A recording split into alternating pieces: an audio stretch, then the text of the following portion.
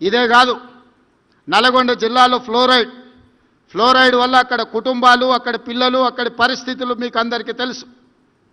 World health organisation ఆనాడు చెప్పింది, ఇక్కడ మనుషులు నివసించలేని పరిస్థితులు వచ్చినాయి, ఈ ప్రాంతం ఎడారిగా మారబోతుంది, ఈ ప్రాంతంలో ప్రజలు బ్రతకలేరు, బ్రతకడము అసాధ్యము అని చెప్పి వరల్డ్ హెల్త్ ఆర్గనైజేషన్ చెప్పి ఈ ఫ్లోరైడ్ మహమ్మారి అక్కడి ప్రజలని, పుట్టే పిల్లల్ని కాళ్ళు వంకర, చేతులు వంకర, నడుము వంకరతో కన్న తల్లిదండ్రులకు బతుకున్నంత కాలం దుఃఖాన్ని, శోకాన్ని అందిస్తున్న సందర్భంలో డాక్టర్ వైఎస్ రాజశేఖర రెడ్డి గారు ఎస్ఎల్బిసి టన్నెల్ ప్రాజెక్టు 2005-06లో ప్రారంభించారు. ప్రపంచంలోనే పొడవైన టన్నెల్ 42 కిలోమీటర్ల సాగునీటి ప్రాజెక్టు కోసం ఆనాడు గొప్ప టెక్నాలజీ టన్నెల్ బోరింగ్ మిషన్, ప్రపంచంలోనే ఒక టెక్నాలజీ తీసుకొచ్చి మనుషులు తవ్వే టన్నెల్స్ కాదు, టన్నెల్ బోర్ మిషన్తోని 11 మీటర్ల డయా అంటే దాదాపుగా ఒక పెద్ద రోడ్ అంత సైజు టన్నెల్ని తవ్వాలి అని ఆనాడు 2000 కోట్ల రూపాయలతో రాజశేఖర రెడ్డి గారు ప్రారంభించారు. కానీ తెలంగాణ రాష్ట్రం వచ్చిన తర్వాత 42 కిలోమీటర్లో 30 కిలోమీటర్లు పూర్తయిన ఎస్ఎల్బిసి టన్నెల్ ఎక్కడిదక్కడనే ఆగిపోయింది.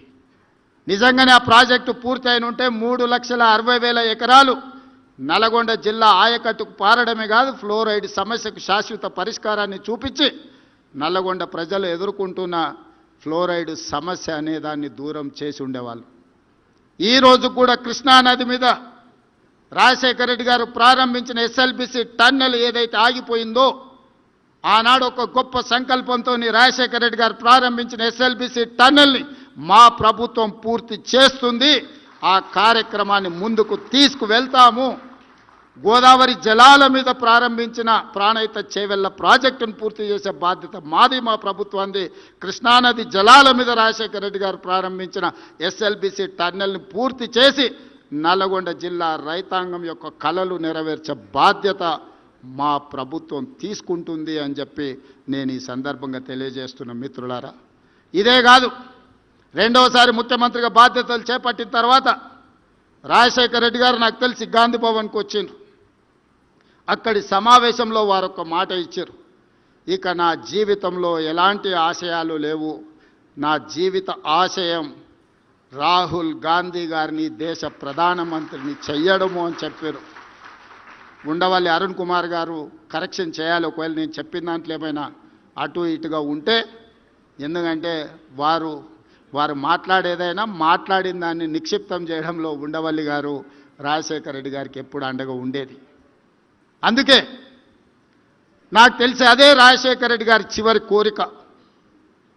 ఆ చివరి కోరిక నేను, వైఎస్ షర్మిల గారు, డాక్టర్ కేవీ రామచంద్రరావు గారు, రఘువీరారెడ్డి గారు, అదేవిధంగా ఇక్కడ ఉన్న పెద్దలందరం రాజశేఖర రెడ్డి గారి చివరి కోరిక అయిన రాహుల్ గాంధీ గారిని దేశానికి ప్రధానమంత్రిని చేసే వరకు విశ్రమించబోము.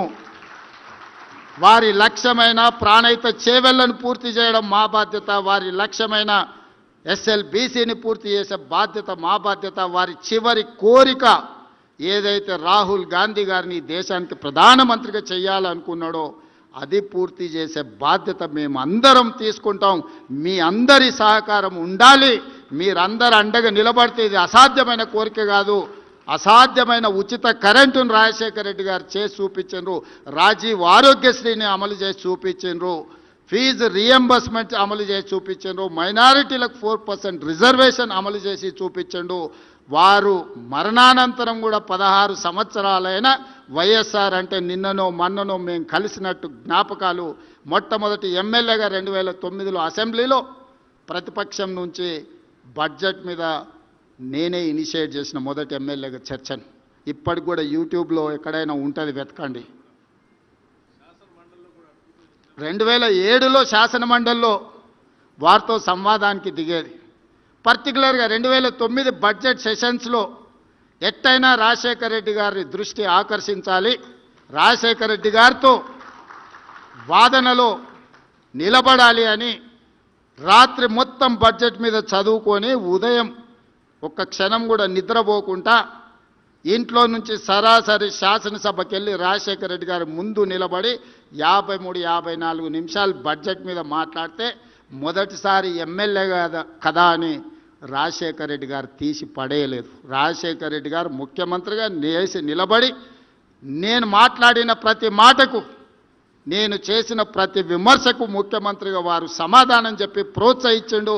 తర్వాత కలిసినప్పుడు కొత్తగా రాజకీయాలకు వచ్చే వాళ్లకు అవకాశం ఇవ్వాలి, మేము సమాధానం చెప్పడం ద్వారా వాళ్ళని ప్రోత్సహించిన వాళ్ళం అవుతామని నేను కలిసినప్పుడు వైఎస్ఆర్ గారు చెప్పినారు. అందుకే ఈనాటికి శాసనసభలో ఎమ్మెల్యేలు మాట్లాడితే నేను లేచి సమాధానం చెప్పడానికి ట్రై చేస్తాను. నాకు ఎప్పుడు గుర్తొస్తుంది, మొదటిసారిగా 2009లో శాసనసభలో బడ్జెట్ మీద నేను లేవనెత్తిన అంశాలు రాజశేఖర రెడ్డి గారు వివరించిన తీరు రాజకీయాల పట్ల ఒక నమ్మకం, విశ్వాసం కలిగించింది. అలాంటి రాజకీయాలు రావాలి. ఎవరికైనా అధికారం వస్తే అహంకారం వస్తుంది, అహంకారంతో పాటు ఆలోచనలు మారుతాయి. రాజశేఖర రెడ్డి గారు ముఖ్యమంత్రిగా మారిన తర్వాత అహంకారం కాదు, ఆలోచనతో ప్రజలు ఏం ఆశిస్తున్నారో, ప్రతిపక్షాలు ఏమి సూచన చేస్తున్నాయో వాటిని పరిగణలోకి తీసుకొని పరిపాలన చేయాలని, అంతకంటే ముందు వారు ఉన్న విధానాన్ని మార్చుకున్నాని వారే చెప్పి నాకు కోపం అనే నరం తెగిపోయింది, నేను ప్రజలకు సేవ చేస్తానని రాజశేఖర రెడ్డి గారు ఏదైతే చెప్పినరో, ఈనాటి రాజకీయాలకు రావాలనుకున్న వాళ్ళందరికీ ఇదొక సూచన. ఈ సూచనలతో ముందుకు వెళ్దాం. తప్పకుండా రాజశేఖర రెడ్డి గారు ఏవైతే అసంపూర్తిగా వదిలేసిన జ్ఞాపకాలు ఉన్నాయో వాటన్నిటిని పూర్తి చేయడం ద్వారా రాజశేఖర రెడ్డి గారి యొక్క పేరును శాశ్వతంగా ఈ తెలుగు ప్రజలు గుర్తుపెట్టుకునే విధంగా కొనసాగిద్దామని తెలియజేస్తూ మీ అందరి దగ్గర సెలవు తీసుకుంటున్న మిత్రుల